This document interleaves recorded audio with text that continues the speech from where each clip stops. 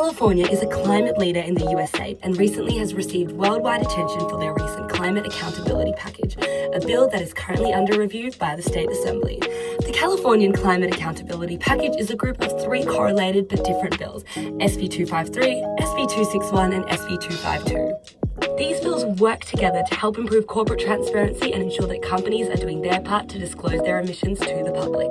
But today, we're going to focus on SB 253, the most revolutionary and ambitious of the 3 bills.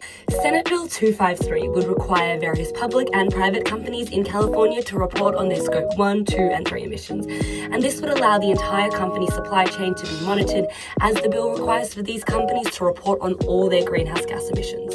All the emissions to be disclosed under the SB 253 will need to be verified by the Californian State Air Resources Board, where all the emissions data will be made available on a public digital registry. So, when will the bills be passed? Unfortunately, there's no hard deadline, as it's difficult to determine the likelihood of the bill passing. But on the upside, a bill with striking similarities to the SB 253 was almost passed last year before falling short at the Assembly.